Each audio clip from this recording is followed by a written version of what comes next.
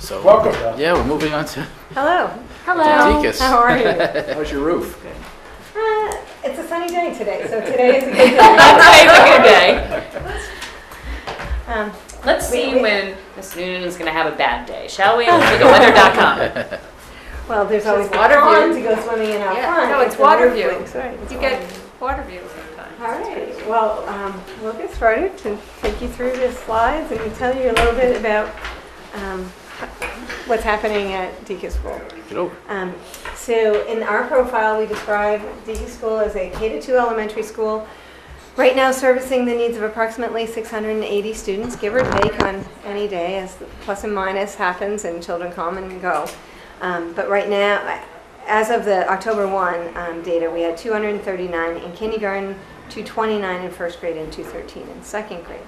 So that's making for 11 classes at both the kindergarten and the grade 1 level and 9 classes at the second grade level.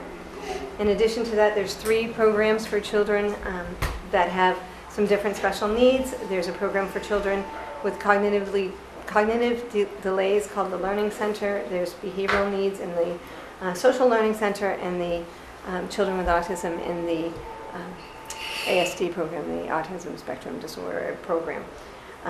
There are 131 students on individual ed plans and 8 on 504s currently at those 3 grade levels. In terms of the building, that's showing some signs of age and wear and tear. Hey, that's my birthday. Come on. It was built in 1969.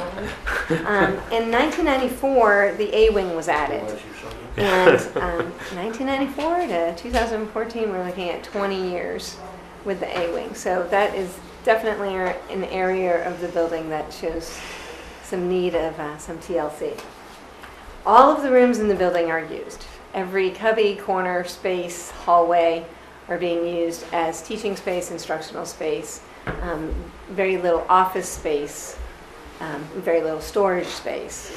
But we are to the wall in all of those areas. Right now, the small gym, for example, is being used for the music program and houses the materials for the STEAM program. You're planning to recommend having the second grade go to the middle school? No, not at this point in time. Thank you. And then, obviously, the roof is a topic. When you think of DECUS, you think of leaky roof at this point, and it's a roof that's in need of repair. We've had some patches along the way this year, but certainly some complete repair needs to be on the docket. The school improvement plan, as it aligns with the district plan, the first priority is around having children be proficient in reading by the end of grade 2. The second bullet will talk about their mathematical literacy levels, also aiming for proficiency at an appropriate level at the end of grade 2. Then the third point talks about ensuring a supportive learning community by providing environmental conditions that facilitate culture of respectful relationships. And for me, that's very important as we look to put 2 schools together and bring together staff from Minot and DECUS, as well as students and parents from both of those communities. And the unique thing about DECUS school is that in many cases it's the first time for lots of parents as they come in with their kindergarten children. So it's a blending this year, and it's also new people to the district entirely. Certainly the physical plant, I will be talking about some items that would help with regard to safety. The last bullet, along with the other schools in the district, we are looking at the implementation of effective technology practices to support student learning. The data at a K-2 school is also unique in that you're not looking at MCAS. We kind of look backwards from MCAS. So to your point, as you said before, I knew because I had done homework around where Wareham School was performing in general. So was I surprised? No, because I was aware of the data. Am I surprised in that I would like to see those numbers, be much higher levels of achievement? Yes. I wanted to get back to that. I mean, our aim, of course, is not to have these numbers where 63% of children in kindergarten are at risk. I've broken this out by percentages. It's just a different way of looking at the same information. But if you look at reading risk in kindergarten, you're looking at 61 there, you're looking at 50 at first grade, you're looking at 48 at second grade. So fairly consistently, approximately half of the population at each grade level is at risk with reading. And math hovers right around the same numbers right now. A little better in terms of the proficiency at kindergarten for having awareness of number concepts, but again, not significantly so in comparison to the reading.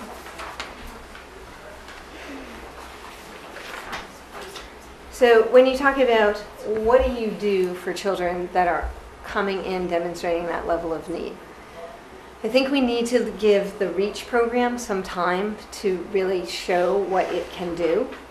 I've watched some wonderful lessons in classrooms, the integration of both fiction and nonfiction text, looking for contextual evidence in pieces. I mean, you're looking at some fairly high level and more advanced skills when you're even talking, in a classroom of second graders.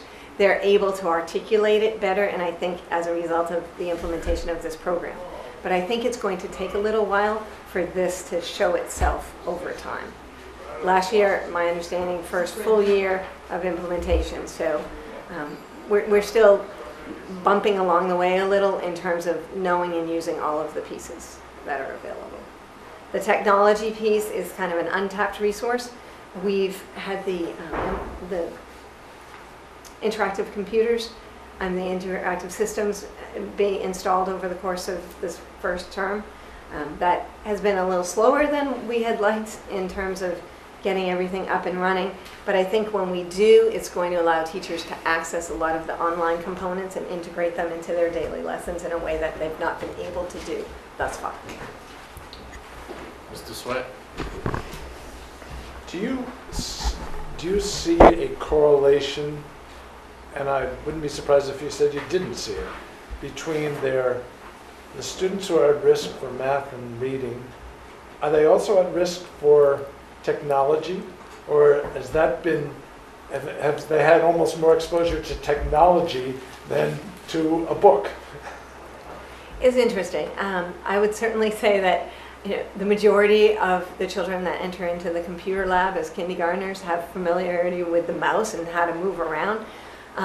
However, to use it in an educational way is yet an untapped dimension of that. So they're exposed. I don't think that. But how many? Can you rephrase your question? Well, my point is, the parents are somehow exposing them to technology, use of a mouse, for example, but they're not reading to them. Is that a fair statement? Hard for me to say for sure about what is happening in the homes right now. Certainly, we are looking at ways as a school to promote those links with parents, to share resources like extra math or the components that are able to be shared with parents from the REACH program, so that they want to go on, or you might give them the link to the local library that has the read aloud books. But those are all things that you can layer in. And honestly, we're just scratching the surface of being able to get that information out. It just strikes me as just too easy to give a child a device, but it takes a lot more time to actually work with them to help them to learn to read. I guess for me, I don't feel like I'm familiar enough yet with our population to answer that question, but I can say, and it leads to another point, that as we develop the ability to communicate better with parents, whether it be through developing email systems that we can get the word out, constant contact, things like that, I think we'll have a better linkage on that third point, that third bullet. But the bottom line is infusing technology into the curriculum. We're at least not going to run into a technological block with the kids because they don't find technology to be a foreign. No, that's very natural for them. Right. However, so I guess that's one piece of good news. Right. Picking up a pencil and being able to form the letters is more Exactly. challenging. Exactly. It is. I will attest to that. Interesting. They can use the mouse, they know how to scan and scroll. But in terms of holding a pencil and doing the letter formation, it's more challenging. So that brings me to the second point, because you'll see that there's a handwriting program. And when I wrote that down, I thought, I think I need that. yeah, I thought, you know, some people I'm sure would question that. Like, really, can't teachers teach, you know, how to write the different letters? And if you think back to the day that you learned in the whole Zahner-Blauser formation of letters, something's been lost along the way, and children have developed bad habits very early. And you'll see numerous children enter into classrooms with fisted grips and backwards and awkward kinds of formations. There's the old pincher grasp that you're supposed to have. It doesn't exist. You'll watch adults now. And then, now that I've said that, notice amongst the people that you are working with, and you see how many of them have really altered their grip to something that makes it more difficult. It may sound silly, but what we see as we go up through the grades, and you're asking kids to produce volumes of writing, write up one paragraph, write 3 paragraphs, they fatigue, they can't last, and they can't, Cramp. and so the production is poor. I was walking through the middle school hallways the other night, and just the legibility of student writing is a concern. So if you can get kids to do that more fluidly, then their production generally increases. And there is research behind it. Is handwriting going to be a thing 10 years from now, 15 years from now? Well, Script is disappearing. the cursive is yeah, definitely gone. gone, but the It's manuscript will stay. You got to I teach them think. thumbing. The other thing about this particular line item is the bulk of this cost Mike. is a one-time cost, because it's a kit that is built at the kindergarten. It's a kit for the kindergarten level that helps teachers through that process. And once they have that, then it's a matter of using the language over and over with kids and being able to remediate for children that have difficulty with the use of these materials. So. Mrs. Buchan? Thanks. This is very prevalent in my world right now with my 3rd grader. And the reason why is because 3rd grade is when they introduce cursive. And so in the very beginning, when he was in kindergarten, it wasn't something as a parent I was taught that, you know, that the most important thing is to teach them how to hold this. But when he started getting into kindergarten and we saw, so then we corrected it, and it was pretty easy to correct it. But now we going through it all over again with cursive. So cursive is like, never thought, first of all, reading cursive, which a lot of books, so going to that importance of still teaching it, it's not so much that they're learning how to write, but it's as they're writing, they learn to recognize it, because text, especially older books, letters, things online, a lot of it is still in cursive, and they have, all kinds of documents, and they have a hard time, if we're not continuing to do that in school, to recognize that in the real world, it's preventing them from being able to move forward with some of the reading. So one of the only concerns that I've had, you know, throughout my son's tenure and in the Wareham school system had to do with homework. Okay, the rigor of what comes home. And I know that every single classroom is different, but it's just something that I've experienced all along, that for me personally, in comparing it, that the rigor wasn't there. And so we would supplement with different kinds of things. This specifically, one thing that isn't being done, and I don't know when it could start, is the idea of journaling. So I know that there are, and this is what I just talked to my son's teacher with, because he is struggling with cursive, and he says, Mom, I'm not as good as everybody else. They write faster than me. And so we came up with a plan that we would do journaling, but it had to be a connection between school and also home. So he writes about something that he learned in school, and then he goes back to the teacher the next day. And then, so the reason why I'm saying this, my long-winded way of saying this, is how early in the process can we start the idea of journaling as, like we say, read to your children 20 minutes a day, do some sort of math facts 20 minutes a day. How can we infuse into every single night that you go home, that there is a journaling that happens, even if it is in kindergarten where they're just practicing their letters, or so it's 20 minutes. So, you know, we do the 20-20-20 rule. So there's an hour of homework, 20 minutes of reading, 20 minutes of math, and 20 for the younger grades, and 20 minutes of some sort of writing,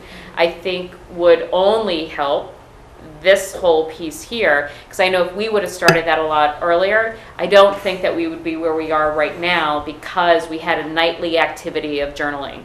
So I think that you could do it with different grades and how well that they do, but now it's he writes 2 sentences every single night of what he learned that day, and we're already seeing a difference, and this has only been happening for a week. And that's a third grade level, right? What? You said third grade? Third grade, but I think that if we started this in kindergarten, even if it's just practice your I was A. going to say, in kindergarten, it would look like possibly even drawing a picture, because they'll draw pictures to talk about what the ideas that they're trying to convey will be pictures, and then they go from pictures that are standalone to pictures with labels, and then you go from pictures with labels to starting to write basic sentences.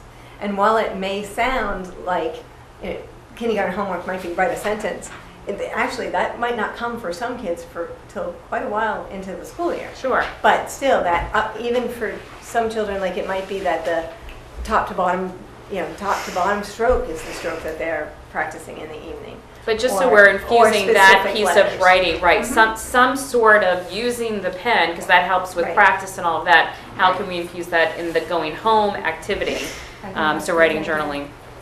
Thank you. That's something I'd like to talk about. Good stuff. Go ahead. Okay, the next 2 pieces, envision math, and I gather that Andrea talked about that at the district Already. level. So that would also apply to our children. The next item is also related to the curriculum department and funded by a grant source, and that would be the extra math and the symphony math and the Lexia. The last line is about replacement computers and document cameras. As we move through the school and look at what we have, try to combine equipment that came from different directions, look at what is still useful, what has outlived its usefulness. I mean, we're still kind of hoeing through and cleaning out that. In that process, we've discovered that some people are working on some very outdated and inefficient machines, especially people that are needing to access databases like eSped and some programs that actually slows their production of work down. So we would look to replace some folks' computers. And then the other piece is that our second grade teachers have document cameras, but I would look to put document cameras in the first grade, because that's yet another teaching tool that would integrate with these interactive projectors and be able to enhance the student learning. When you think about the interactive projector, that's fed by the laptop or the computer. But when you're talking about kindergartners, first graders, second graders, you're talking about actually looking at rock specimens or looking at the unifix cubes when you're doing your counting exercise, or using coins, for instance, and a teacher's ability to take whatever they're working with as items before them and project that onto a screen and physically move that is enhanced through the use of the document camera. And that's a relatively inexpensive addition to the system to add a whole nother dimension of teaching. So you mean kids don't play with, like, things that you manipulate? Oh, no, they do, but it's the modeling that they can see up on the screen. So if the teacher's saying, okay, now move 3 over, the teacher can move the 3 and the student has their manipulatives at their desk. If you're using the computer equipment as the interactive projector and you're using it through the laptop, then you don't have the ability to see those actual components up there on the screen. The document camera makes that possible. Otherwise, the teachers, the old overhead projector, it's that kind of piece that it's allowing it in modern day technology to be seen on the screen. Can I just ask, how often are district capital priorities shared with the PTAs? And I'm assuming, at least now, frequently because of the purchases that they just made this past year. But is that an ongoing process that we're communicating our priorities, so then they align what they're giving back to the schools and the money that they have? Okay. They've been helpful. They've supplied a lot of equipment over the last few years. And they're helpful both to the classrooms and to the special programs. They're recently involved in a purchase that will help to protect iPads and by buying the cases. And so they do contribute. And it is a potential source for enhancement in some of these areas. Okay, staffing. The existing list, principal and assistant principal, 2 secretaries, 1 school adjustment counselor, 1 nurse. We have 31 classrooms with 3 special programs. Right now in the paraprofessional world, we have 11 kindergarten classrooms, so we have 11 part-time paraprofessionals that service kindergarten from 8:30 in the morning till 12:10. Then there's 1 full-time kindergarten special education para. There are 8 paras that are associated to the 3 sub-separate programs and 1 Title I person. Special education, there are 5 inclusion teachers that service the needs of the gen ed classrooms and inclusion classrooms, and there are 3 special program teachers. We have 1 Title I teacher. We have 5 specialists, art, music, PE, literacy, and STEAM. We have 2 permanent intermittent subs, and you can see our custodial cafeteria and lunch team. Question regarding staffing? Good. Mr. Chair? Good. So when I take a look at underneath special education, so staffing, you have 1 psychologist, and Minot has a behavioral specialist, speech language assistant, and a team chair. Are any of those positions shared? We do have a speech and language teacher. I didn't have that on this list as it was on the district list, so. Sorry, this is a list that was provided, so Okay. basically just comparison of all the It's based schools. on, our position list. Right. So the team chair is shared. You asked about the speech. Okay. So I don't know, Speech is just another shared. update to this document, maybe do half and half, so then it Yeah. shows a true, where Yeah. positions are kind of Psychologist shared. is shared. Because it just looks like that there's, in the special education, we just Yeah, look yeah. at there's greater needs within Yeah. Minot than there are in Deacon's. Mr. Sweat? If you walked into the building, knew the students that were coming, and there was no one there,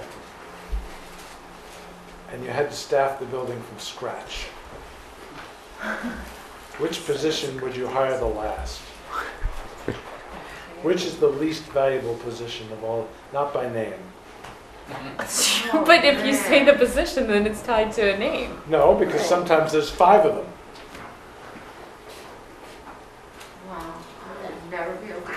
I would never answer that question. Exactly. No one wants to answer that question because that's the concept of zero-based budgeting. But that's in fact what you really have to do when you're putting a budget together. Sure, but But no one wants to go through that process because it's too painful. they go through it, but it's not, No, they don't really it's go not through a statement that's made in a public forum. It's absolutely what is done every single year. No, it's Well, not. Excuse me. I apologize. Mr. McMillan, I thought everybody worked on a zero-based budget this year. So, not on staff, not strictly speaking, not on staffing. Not what? Not on staffing. Which Not is, on where staffing. which is where all the money is. Exactly. But last year, essentially we did it in reverse last year because we made cuts. So we identified which we would cut first. So you said who would you hire last? Well, that's kind of the question, the opposite of the question, well, the reverse of the question we asked last year of everybody is which would you cut first? So we went I through mean, that the reason I process. waited to ask Donna as compared to some other people is because it's a brand new school to you. Right. And I'm not looking for the worst employee. No. I'm looking for the least valuable position to you. I mean, the problem with, happens in any enterprise, we forget that exactly what we were doing if we were starting from scratch. Mhm. I mean, status quo has so much momentum, there's so much inertia associated with staffing, and unfortunately, that is where all the money is. And it results, here's the biggest problem. The result is that if you really do have a great need for a new position, it gets dwarfed by the inertia and the momentum of the people that are already there. And so from a human perspective, it's a neutral situation. One person's opportunity is another person's loss, but it's neutral. But it's not neutral to students, and that's my point. And I have to care about students and taxpayers, but certainly students. I would say, Mr. But I'd love to hear Donna, unless you really don't want to answer the question. Well, how about if I answer it this way? But given that we've had school for 3 months at this point, and given that there's 89 total positions that are listed. 85 according to this. Okay. The roles and responsibilities of each of those folks are still being presented to me over time. I'm still learning who does what and who is called on for what particular situation. So I would defer my answer for a little, for some more. I need more time to see and feel what everyone is doing, but then I would be willing to If answer I that gave you a question. month, would that be okay? Before I have to vote on the budget? Yeah. Because I have to vote on the budget by I the end of understand. January, I would entertain another conversation. even if it's only private. Thank you. Oh, I okay. accept that. Go ahead, Mr. Sorry, I McMillan. was just going to say, although strictly speaking we didn't do a zero-based budget and that each principal started with nothing and had to justify every single position, that's not to say we didn't look at every single position and decide, everybody had to present their list of all their staffing, and we reviewed that for any opportunity, or any areas where we thought there was excess staff. And we look at class size to justify the number of classroom teachers, and comparisons across the district for administrators and secretaries and support staff. We're always looking at special education. We're doing a whole review of that special education. So, not zero-based budget, but not just inertia. It's somewhere in between. We are reviewing every position. I would argue, or I don't know if argue, but I'd hope that exercise already occurred, because we had massive reconfigurations of the elementary schools last year, and I would hope that the positions that people thought were expendable, I'll use the word expendable, not the positions, not the people. I hope that was done last year when there was massive reconfiguration. The brand new schools, really, entirely different. So I mean, maybe there's not much more to do at this point. I don't know.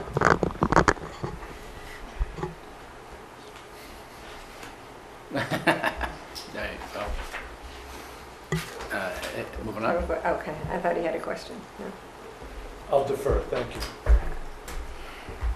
In terms of staffing changes planned for next year, based on enrollment, it would be necessary to have an additional grade 2 teacher, as you have 11 sections that are moving into 9 sections right now. So without taking class size too far up, it would add a grade 2 teacher. And then the other situation here is that of the need for another specialist.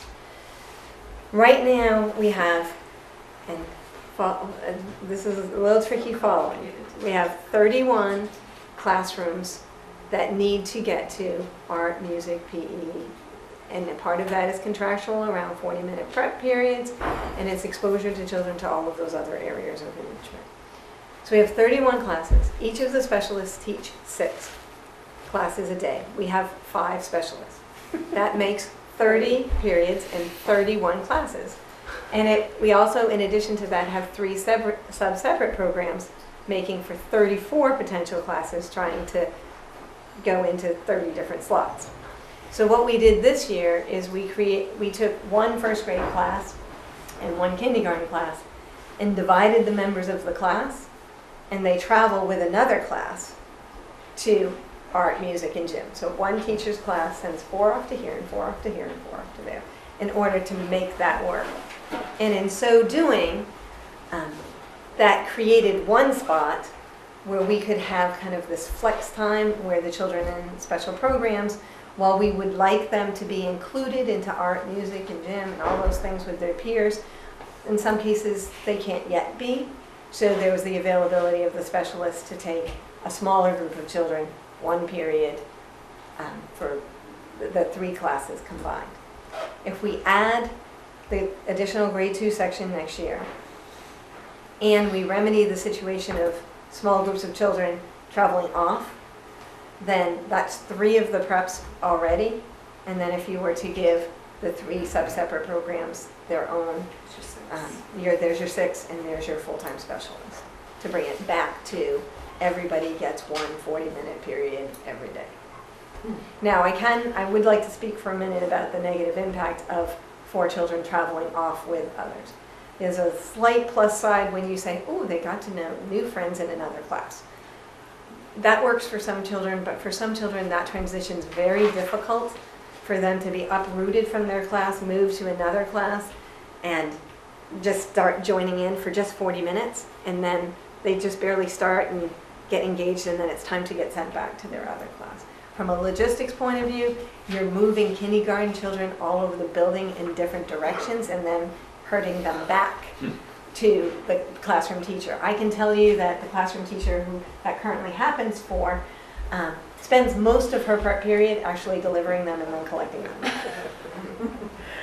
So while it works, it doesn't really work. That's only 3, they've only been doing it 3 months. I mean, wait till you get to the 6th month, they'll be Experts. locked in. Right.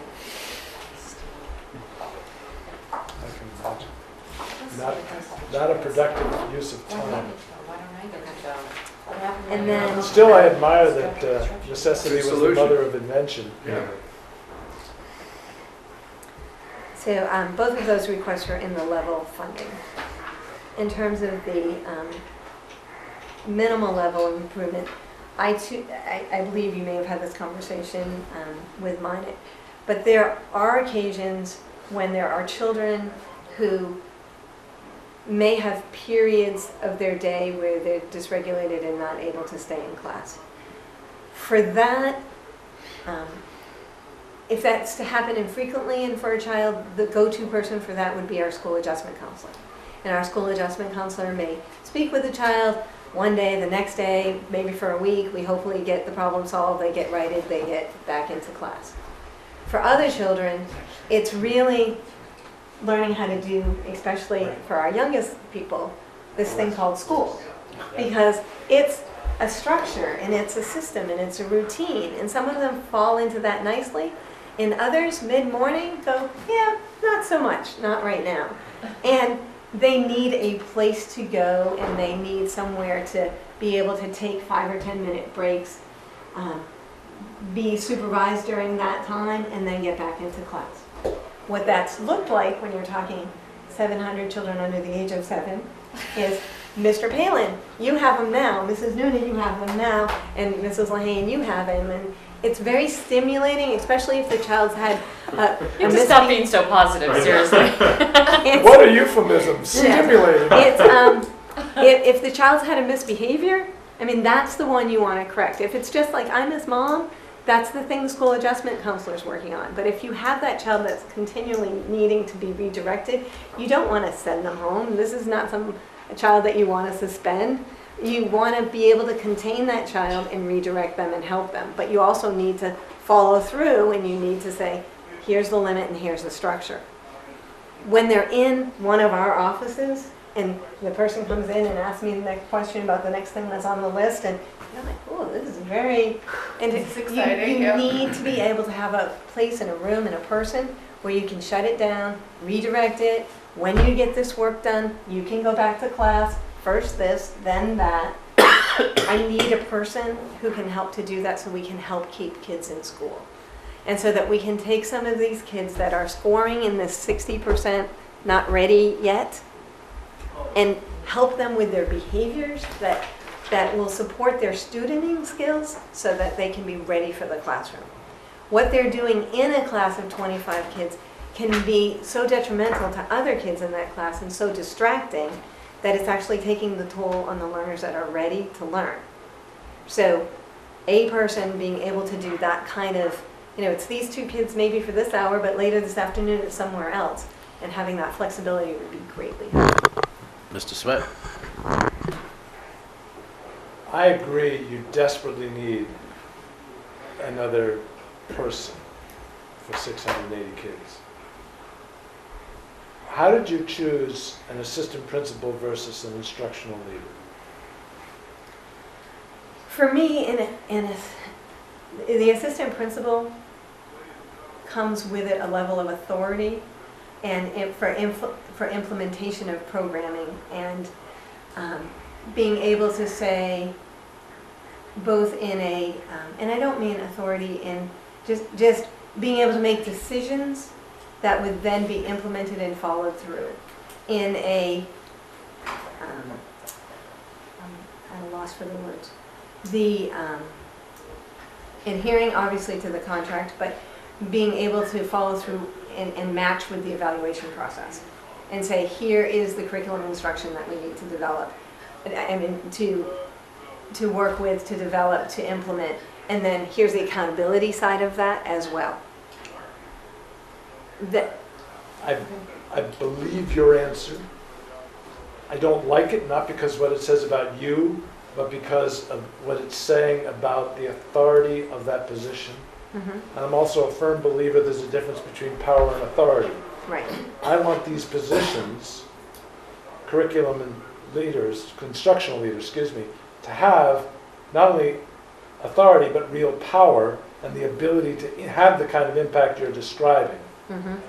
And I would much prefer to have two important but slightly lower level positions than two higher level positions and one lower level position. Does it matter to you that one is in Unit B and the other is in Unit A? I'd say yes. That's all I needed to know. Thank you. And that is a part of it. The other side of the assistant principal piece is the 680 students, the 700 students, the phone calls, the transportation, the custodial issues, the liaison, the piece that needs to be connected to due process, discipline, and I was going to say in special education, the connection with all of those things takes. Well, we might have to write the job description so instructional leaders can play a broader role than they play now. No, they can't. No, I wouldn't recommend that. They can't. Well, not in Unit A, they can't, you're right. That's real. It does come down to that for me. For Unit A. I hear you loud and clear. Thank you. Okay. Maybe an alternative. Yes. Right. And then Sure. Right. two major capital needs: the roof, Mm-hmm. and then the intercom system. And I mean, the roof is obvious. I don't think I need to discuss that Right, talk anymore about with it. all of you. But the intercom system, two functions. First and foremost is safety. Right now, I have with me just kind of a schematic of the building, and we've asked people, do you have difficulty hearing the announcements? Everything from the Pledge of Allegiance in the morning to, will you please send this child to the office for dismissal? And there's a muffled quality to what we're doing. So in the event that we had the need to communicate a message quickly and efficiently, I'm concerned. And I think that needs to be remedied. That's a number one priority for me. The second piece of doing that is promoting a culture in the school that you want to have. Typically, whether it's me, whether it's an instructional leader, whether it's Mr. Palin, I mean, that kind of morning messaging to students. And I noticed that, we had a wonderful bus ride in today and I didn't get any bus contact slips from any student, like celebrating those kind of successes, or just really, it's quick messaging, but when you do that, you promote a culture of Sure. the school and Yeah. a communication with teachers that honestly, right now, I feel inhibited to do. We used to have a music in the morning program. I talked to them about it. They were like, yeah, we had that music in the morning program. And it's lovely, but classical music, when You it's can't coming hear it. through, blah, blah, blah, it's not very... Is that what happened Yeah. before? Color power. So, The intercom system was full. so it's both a safety piece and it's promoting, it's a big piece around promoting a culture in the building. $90,000, huh? That was a quote, honestly, that was carried forward from my predecessor. Yeah. So I would look to get that quoted Yeah. again. And your predecessor had brought it up the past couple of years, and I thought it was addressed and it wasn't, but apparently it's important. And we have looked at the system itself because there are some rooms that just don't have any intercom in them. I mean, semi-fan stream. No, that's true. And we looked at just how much it costs just to add them on, but actually the way the system is, you can't just add it on to the system. You have to run wires from the front office all the way to anywhere you're adding. Can it be done wirelessly? I mean, they do that Right. with stereos in the house, you know, like to put speakers and stuff in the forest, you know, in the Cell towers backyard. wirelessly. Yeah, let's look at our Yeah, infrastructure. Yeah, haven't we gotten, The problem with wireless in these elementary schools is the walls are thick. So if you put, so like for example, we've got wireless at Picas and mine, but there's lots of places where the wireless just can't get to. So you have to add access points in almost every room. but Yeah, that's a great thing, because if that's going to enhance your wireless at the same Absolutely. time you're, Absolutely. It doesn't bring the price down though. it might. might. It actually might.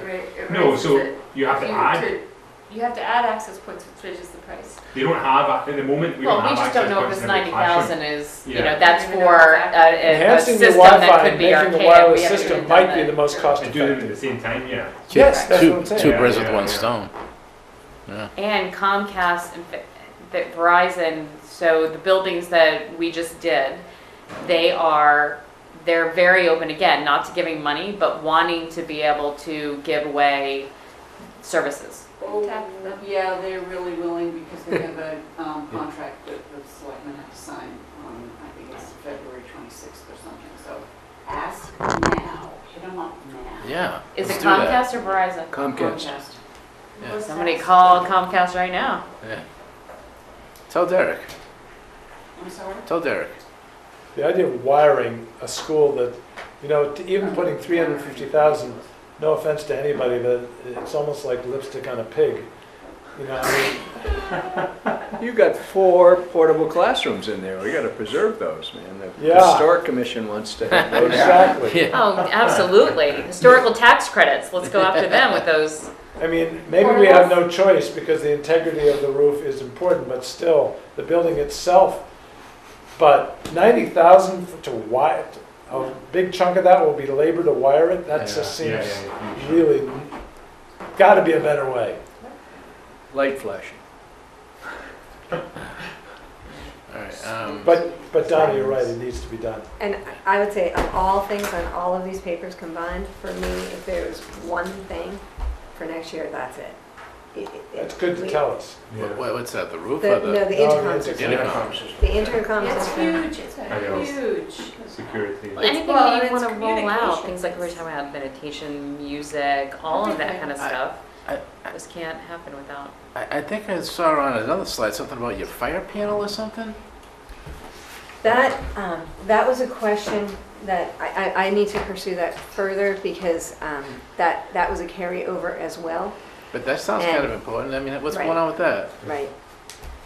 There has been there's been no citing of a problem with the fire panel Okay. with the current fire chief Oh. and his inspection. So that I haven't been able to get to the root of that All right. with wherever that came from, but Right. it is not a current existing pressing problem Okay. that has been brought to my attention. This is number one on the hip parade.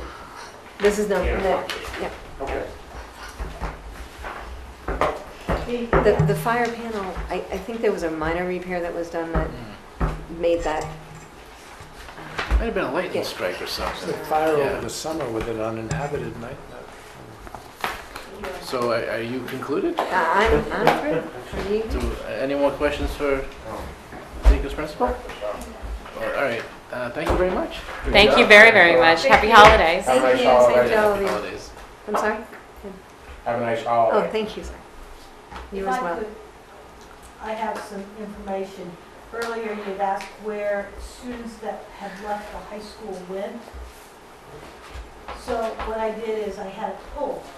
So during some of this, I was kind of sorting. So here's what I have for you.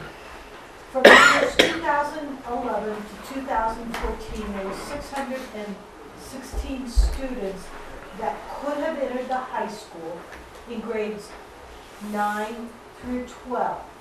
So in that period of time, we're going to talk about 616 students, okay? Out of those, 4 were exited as deceased. Oh my God. 406 were in-state transfers. 74 were out-of-state transfers. 8 out of the country.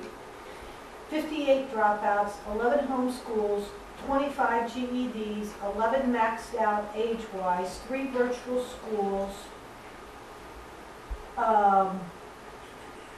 1 military, 1 college, Early college. early college, 5 private school, 1 dropped out because of homeless, 2 were incarcerated, 4 DCF moves, 7 job corps. What was so- it? Job corps. 400 and So something? hard. 406. Now, We granted, lost a third of them. yeah, I did Two-thirds. this in a To short enter, window of but they time, so changed to there's some 4? errors, I'm sure, one way or the other, but this gives you an indication on where people have gone. so just to be But clear. it's not two- dropout. Right, Well, 2/3 of those were intrastate transfers. 406. That's just people leaving the district. Part of right? that could have been Upper Cape, Yeah, Bristol Aggie, Yeah. whatever. yeah, Tabor, yeah, And just I think people there was one Tabor. which, Is it Rising Tide? Sturgis. Sturgis, yeah. But it's not a school, well, if they're leaving, it must be people who are, it's not school choice, right? Well, So- intrastate could not, might not be school choice. Yeah, they might just move house. Yeah, and they might exactly. just, They move. you know, They move to a different town Yeah, Right. exactly. Yeah, and they go to that school. and we could, Uh-huh. I could have, if I had a little bit more time, I could have gotten you the real specifics, but that just gives you a general idea. so again, it's not dropout. So the dropout, Well, 58 was dropout. so dropout is that I'm going to your school and now I am no longer going to school. Now I'm going to be a gas station attendant. That is, That's a dropout. Fine. right, all I'm saying is that, So, but every time, like, you've got six Exactly. died out of the base, too. You can't even count. Trying to get all my You gas. can't Toward the count. as long as well as the transfers, as well as the majority of things that on that, the only thing that you can count are the ones that dropped out and the one that dropped out due to Age. something. Yeah. No, Aged out. out Is aging out a dropout? Aging out is 11, or 11. Means that they feel That's at 3:30. But they haven't graduated. That's at 3:30. Yeah. They If haven't they went to graduated. military, that's a dropout. It is? No, is it? If When it's, was Depends on whether they- exited as a military. Yeah, if you don't get the, But you can't go to the military if you have a diploma. so I think that the message when we go out there saying what our dropout rate is our dropout rate. It doesn't mean that it's a different story. There's the dropout rate, and then there are the people that have chosen not to go to Wareham High School based on these factors. They moved, military, I just school wanted an choice. answer. It's taken me 12 years to get an answer. Thank you so much. Awesome. Barry didn't get that for you? Go on. Huh. What's your next question? Anyway, Give us a 12-year star. so anyway, we're at the summary portion of the agenda. Do you want to summarize? Well, you know, I kind of did the summary when I did my slides.